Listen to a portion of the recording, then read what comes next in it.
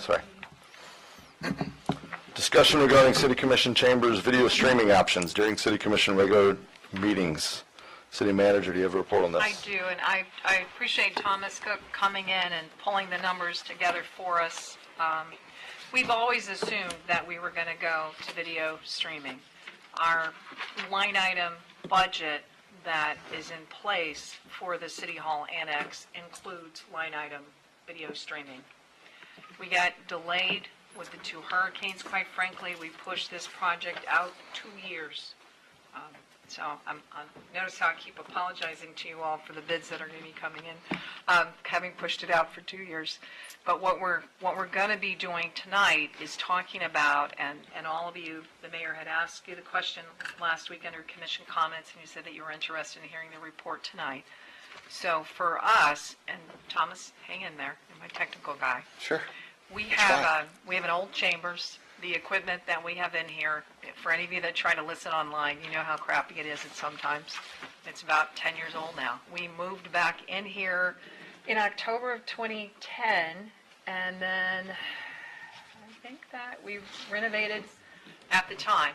Commission meetings were being held over at the Utilities Commission, which was even worse, up there on the 3rd floor. Then we kind of like our little room here. It's grown on us over the years. Were any of you here when it looked like the Italian wedding hall? I can say that I'm married to Italian. That's kind of what we did. The commission wanted to be back so much in terms of their own meeting room that we put in Italian wedding tables and got tables on them and sat around because we didn't have a dais. We didn't do the work on the dais until the summer when we get the 6-week break, and the dais was actually constructed in 2010 and installed. So that's how old the equipment is. So we gave Thomas the chore as our IT manager to come up with a way to very quickly, if that's the commission's desire, and I understand that it is, we do not have a problem with doing it here, how quickly we can do that. What Thomas has laid out is and we actually had folks walk through. Now I have to do the caveat. Gary's sitting next to me, so I have to say this. Neither one of these quotes are really binding because we're going to have to go out through a bid process because of the dollars involved. But what Thomas has suggested we do, the 2 options. One, we can contract out the service, very much like the gentlemen that are here this evening on someone else's behalf, I believe. And I'll let Carrie speak to the legal aspects. When we started this discussion a few months ago, we really thought that all we had to do was to just continue to use our YouTube channel. And then I don't know if all of you have read about the lawsuits, the ADA closed caption lawsuits that were filed in Daytona Beach, and the Daytona Beach in this last 30 days has had to settle that lawsuit. And we have cities, Ormond, DeLand, for example, that are staying basically with all audio right now because of the unknowns associated with the ADA lawsuits that are being filed throughout the state of Florida against local governments. And it's closed captions on the videos is what's now required under ADA. So we understand that. We understand ADA. But it's added to the complexity. So we found that we really couldn't do what we've done with our CCR sessions, which we thought, man, that's a home run. You know, we'll just have Lieutenant Severin standing here or Phil standing here, and we're good. Because YouTube basically, within that week, does a translation. And I'm a native Floridian, so I don't even want to know how it translates how I speak. But the YouTube translation, if you've ever looked at it, sometimes doesn't quite reflect the reality of what was said. It's free. That's the nice part about it on YouTube, and that's why so many of the governments have gone to the YouTube channels. So our options right now to be able to proceed with this, we can either have a bid prepared where we ask for proposals from a private vendor, and the private vendor would come in. We're suggesting from January to June, again, January to June, and that private vendor would provide, just like these gentlemen here, and it wasn't too, you weren't disruptive at all, or we stopped noticing you after a while, but we would have cameras like this, and then we actually hire a service then to do the transition on the closed caption as well. And that's the least expensive part. And Thomas estimates that our cost on that option, Thomas, is around? Well, for the video production services, I'm sorry, Commissioners, Mr. Mayor, my name is Thomas Cook. I'm the IT director with the city. So for video production services, I went out and solicited a bunch of companies just to get a ballpark figure on what the cost would be for production. And the numbers actually varied from, I want to say 47,000 down to like around 25,000 for just the production services. There's a separate component, and that's doing the closed captioning. And what I found out about that, there's some legal requirements that we have to adhere to. Accuracy is very important with the closed captioning. These automated systems that the city manager talks about, they're not accurate enough, especially in a public forum like this with a bunch of different people talking, different accents. So we would contract out closed captioning services to a live captioner, very similar to a court stenographer. They would do this remotely. We would stream our content to a captioning encoder service. They would log into that and add the captioning to the feed, and then the feed would be sent to the YouTube channel. And all legal and meets the requirements. That's exactly right. So that's one option, so that we would bid that out and ask for proposals. We were pretty optimistic originally, but based on the cost, again, our procurement codes drive what we can actually do on a time frame. But we think with that option, we could probably still have a contract here for your approval in January, whether the firms can actually start by our second meeting in January or if it'd be our first meeting in February. But that is no physical improvements, basically what you see here with a company basically filming the meeting, and then we actually pay a separate transition service. And Yeah. Thomas, probably around 50, So maybe a top of that in terms of maybe if, I think we had estimated. Karen I had actually, looked at I do it. have a quote here. So for the software subscription for 1 year, there's a setup fee for your first year, $400, and then it's $1,188. That's for the encoder portion. For the live captioner, it's $85 an hour. So that's probably the least expensive part of the equation. The second option, and this is the second thing that we'd asked Thomas to do, and I want to give him a shout out. He had his entire family here for Thanksgiving week, and he came down and walked through with both of these vendors last Monday, so we do appreciate it, as did Along Michelle. with Michelle Valens. I know, as Give her did Michelle props for Balance. that. This would be if we actually went ahead and equipped the chambers now, and instead of having a private service provide the videoing, if we actually moved forward and made the physical improvements here in terms of the chamber, we would probably come in and propose to you. Thomas is looking probably for an AV specialist. It's not, we don't have, it's especially we don't have. So we'll probably obviously add an IT person. It won't be just based on this. We have elaborate systems at Brandon Center, and we have an elaborate system that Thomas is going live on the first week of January in terms of Live Oak Center. So we have the need in terms of our system citywide. So I think what we're asking tonight, if you would prefer us, we've got to go out to bid or proposal and all of it, would you prefer to go ahead and make the physical improvements that would be required in the chambers, which are a good estimate of the cost here? That's probably between, one of them is from $83,000 to $92,000. One is $73,395. We would still, Thomas, need the, I want to call it the translation, the closed caption Yeah, service. you still need that service as well. So we know that. So that would be upgrading some of the audio equipment in here. I know that I've noticed that several of you have had issues with the microphones. Those need to be upgraded. It would be installing some cameras. So they would be installed in the ceiling. You wouldn't see them. We'd also pull a feed from the computer there for PowerPoints. So all that wiring and all that work. 2 vendors came and looked at the room. One of them said that he could possibly do it in the month of December, but that would really be cutting it close. And the other one would not commit to it. So just take that into consideration, that it would, you know. We would try to work around we have planning and zoning in here the first Monday of every month. We have code enforcement in here 2 to 3 times a month. Some of our smaller, I hate to say that, members might be here, but historical preservation, we could perhaps move to the conference room over at Building and Planning. If we had I know Randy is here, I know Neighborhood Council's got a meeting set like the third week, I think, of January. You know, we would try to work around the schedule. I mean, we need to go out and get the proposals in, and we would certainly try to get it implemented. We had originally talked about delaying it to the break because no one's in here the month of July, but we would That's certainly right. try to do it as quickly as possible. So it's really just a choice of whether you want to just contract out the service for the 6 months, or if you want to go ahead now and make the physical improvements here in the chamber.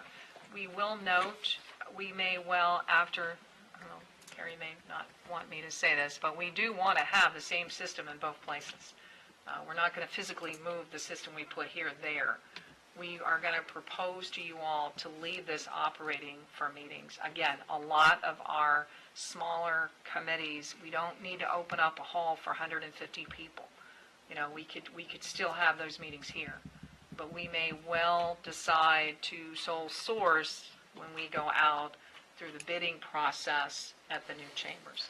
Our estimates on the new chambers, Colin had pulled out those line items. Colin pulled them out. Oh, It was okay. between 200 and 250. It's not inexpensive, but again, much bigger venue, much bigger hall, and we do that. It's in our base And you're budget. starting from scratch over there Yes, as well. exactly. Yeah, that's, So, does that make any sense? Thomas is here for the discussion, the real decision for you all tonight. I don't have a proposal for you to vote on or a bid, I've got to go out through the process. But do you want to have a service like this for 6 months, that no offense, but would meet all the legal requirements?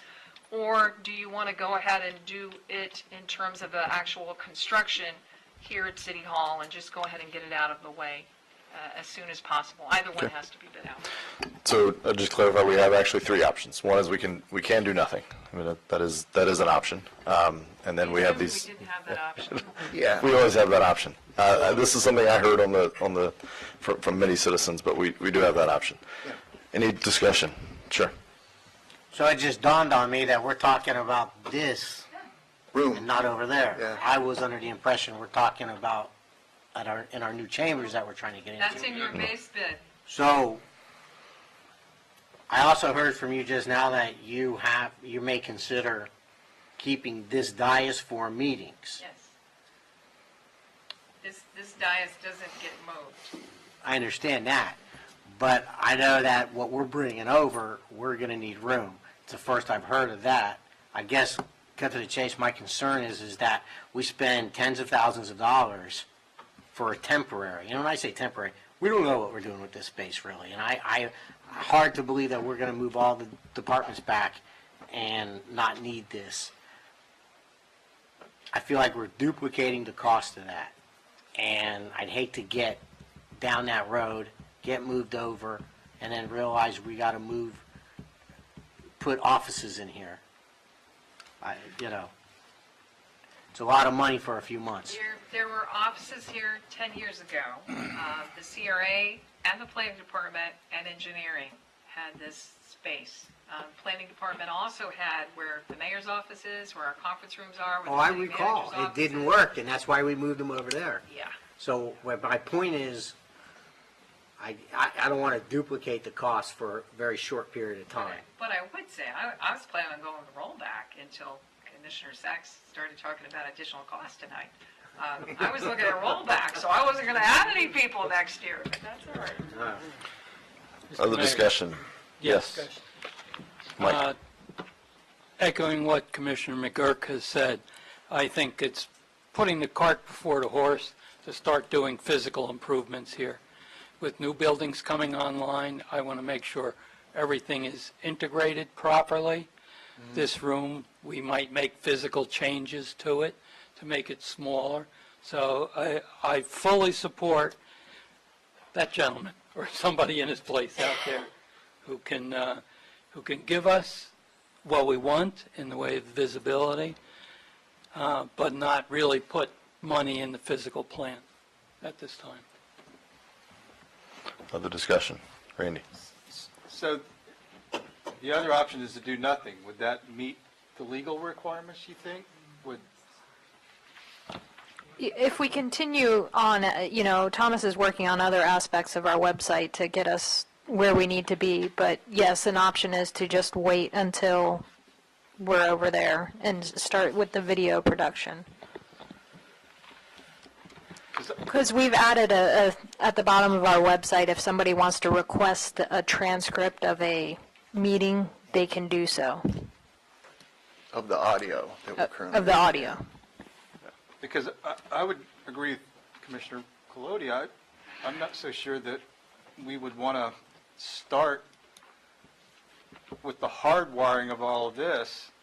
And I built a house 6 years ago, and my audio system's out of date already. I can't even buy parts for it. So I mean, if we're going to try to use the same system in both buildings, I would hate to be tied to something now. And with the way technology moves along these days, that, so if we do something, I would be more in favor of the temporary stuff than something permanent at this time. Can I clarify something there?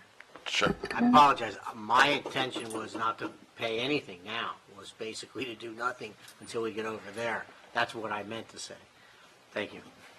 A comment Jake? and a question for discussion with my colleagues. I would like to see that accountability, more accessibility is the right word, ASAP. It is something we've discussed for a long time. It was my wish to have these aspects of government to be out there for the people.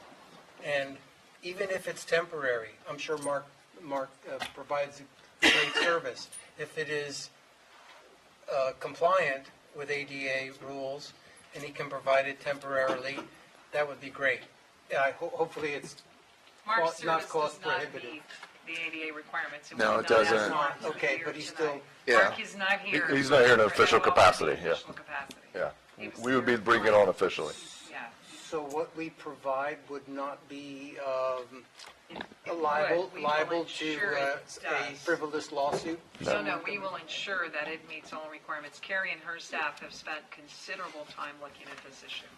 So, and in regards to Commissioner McGurk's comment, I think we all kind of thought that we were going to have a new system in the Weeping Mortar Chapel, but at the same time, do we have a time certain when we'll start building? And if we don't have that, the temporary one sounds pretty good for here, doesn't it? Well, I got to see the cost before I. Well, I agree. I agree with you. But post haste, I would love to have people be finally happy and having access to our meetings. That's pretty important.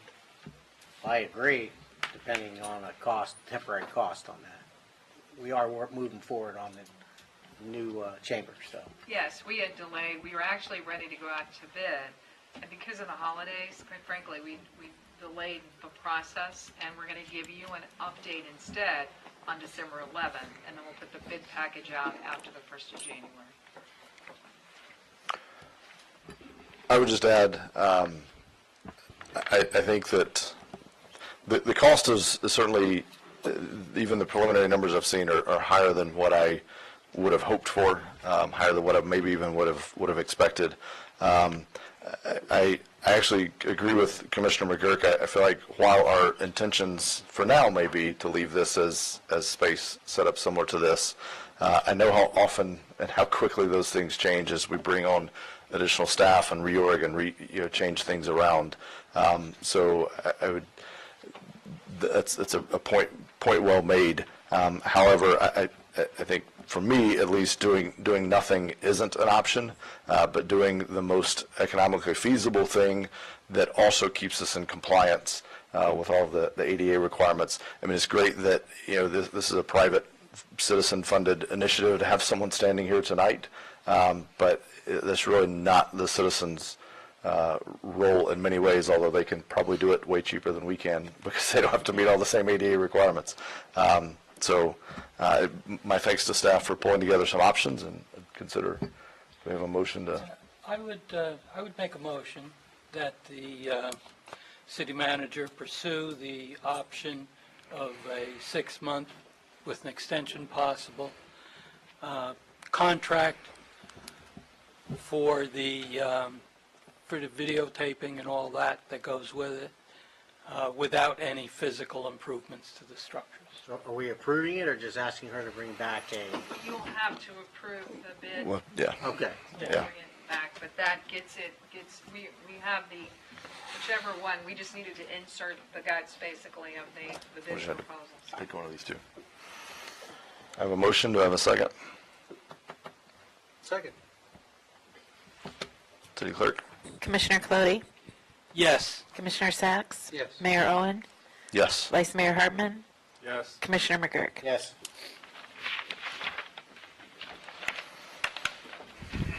Thank you.